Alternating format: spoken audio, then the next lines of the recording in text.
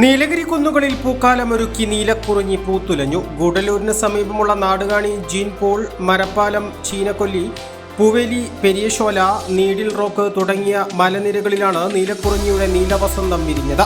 12 വർഷത്തിലൊരിക്കൽ പൂക്കുന്ന നീലക്കുറിഞ്ഞിയാണിത്. 1 മാസത്തോളം ഇവിടങ്ങളിൽ നീലക്കുറിഞ്ഞി പൂത്തുനിൽക്കുമെന്നാണ് വനം വകുപ്പ് പറയുന്നത്.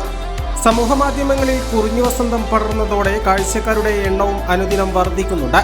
തുടക്കത്തിൽ അങ്ങിങ്ങായി ചെറിയ തോതിൽ കണ്ട പൂക്കൾ തുടർച്ചയായ മഴ പെയ്തതോടെ വ്യാപിച്ചു കിടക്കുകയാണ്. പശ്ചിമഘട്ടങ്ങളുടെ ഉയർന്ന പ്രദേശങ്ങളായ പുൽമേടുകളിലും ശോലക്കാടുകളിലും കാണപ്പെടുന്ന പുഷ്പിത സസ്യമാണ് നീലക്കുറിഞ്ഞി. വിടർന്നാൽ സാധാരണ 1-2 മാസം ഈ പൂവ് വാടാതെ നിലനിൽക്കും. ലോക പൈതൃക പദവിയിലേക്ക് പശ്ചിമഘട്ടത്തിനെ ഉയർത്തുന്നതിൽ കുറിഞ്ഞികൾ ഗണ്യമായ പങ്കുവഹിച്ചിട്ടുണ്ട്. നീലക്കുറിഞ്ഞി ചെടി പറിച്ചെടുക്കുന്നത് 4 ലക്ഷം രൂപ പിഴയും 3 വർഷം വരെ തടവും ലഭിക്കാവുന്ന കുറ്റമാണ്.